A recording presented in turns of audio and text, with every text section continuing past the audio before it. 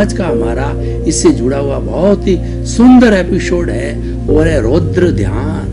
भाई और बहनों, बहुत ही सुंदर एपिसोड है। दो शब्द आते हैं, एक तो रौद्र आता है और दूसरा ध्यान आता है। रौद्र का अर्थ होता है हिंसा, ध्यान का अर्थ होता है एकाग्रता।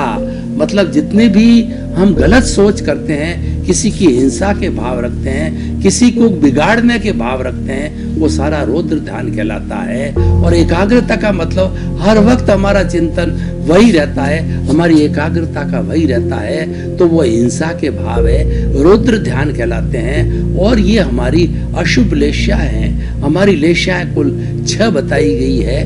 कृष्ण लेश्या, नील लेश्या, कापोत लेश्या, तीनों अशुद्ध लेश्या होती है। कृष्ण लेश्या होती है वह गहरे काले रंग की होती है, और नील लेश्या होती है वह गहरे नीले रंग की होती है, और कापोत लेश्या है वो कबूतरी कलर की होती है। कृष्ण और नील लेश्या वाले लोग होते हैं वो रौद्र ध्यान के होते हैं, और जो कापोत लेश्या वाले लोग होते हैं वो जो है आर्त ध्यान वाले व्यक्ति होते हैं, जिसका कि हमने चिंतन किया और अभी हम चिंतन करने जा रहे हैं। ये हमारी कृष्ण लेश्या और नील लेश्या यानी रौद्र ध्यान करने वाले के हैं। हम कुछ उदाहरण लेकर के रौद्र ध्यान को स्पष्ट करेंगे।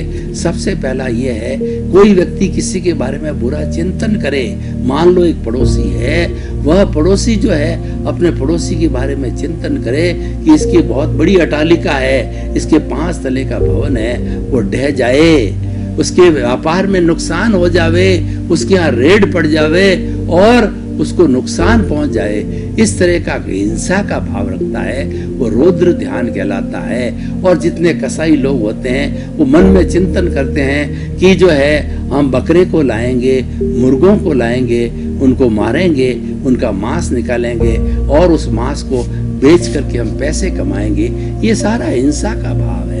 और दूसरा क्या है, एक देश है, दूसरे देश के बारे में चिंतन करता है कि मैं कब वो जल्दी समय आ जावे और मैं उसके ऊपर अटैक करूं और मेरे सारे अणु बम्बों की, सारे मिसाइलों की वर्षा करके उस शहर को या उस देश को तैश नैश कर दूं। ये भावना है, सारा रौद्र ध्यान कहलाता है। जितने हिंसा की प्रवृत्ति है, हिंसा के गहन हिंसा के भाव है, सारे रौद्र ध्यान करने के कहलाते हैं। आगे चल करके हम कुछ और उदाहरण लेकर के आपको बताते हैं कि रौद्र ध्यान के द्वारा जो है पंचेंद्रिय वध की हिंसा होती है, किसी के बिगाड़ की हिंसा होती है, किसी व्यक्ति को गिराने की होती है।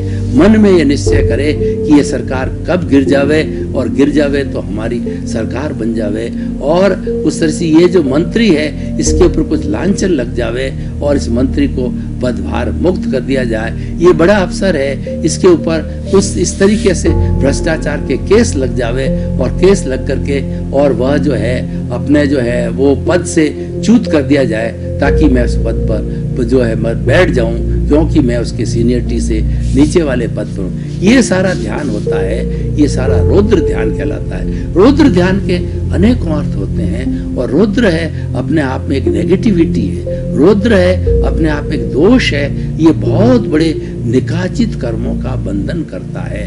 निकाचित कर्म वो कहलाते हैं जो एज इट इज भोग लिए जाते हैं। आज हम पंचेंद्रिय वध की जो बात करते हैं तो हम नारकी में चले जाते हैं। नारकी के जीव निकाचित कर्मों का भोग करते हैं। कितनी उनको जो है सर्दी जो है -50 डिग्री, गर्मी है वो 100 डिग्री, और जो है वो जूं जूं नारकी के नीचे नीचे नारकियों में जाते हैं वहां पर बिल्कुल अंधेरा रहता है। और वो किस तरीके से जो है एक नारकी का जीव है दूर से नारकी के जीव पर भटकता है और उसको नोचता है और खाता है। ये लड़ाई झगड़ा कलह है, यही काम रहता है उनके, कोई शांति नहीं रहती। हर वक्त कुत्तों की तरह जो है, चंडालों की तरह वो आपस में लड़ते रहते हैं। ये सारा रौद्र ध्यान है। जहाँ पर हिंसा की बात होती है वो सारा रौद्र ध्यान है, और ये ध्यान है भयंकर फल देने वाला होता है, ये गलत कॉज डालने वाला होता है। रौद्र ध्यान करने वाला व्यक्ति अपने जन्म के अंदर ऐसे बुरे कॉज डाल देता है कि अगले वाले जन्म के अंदर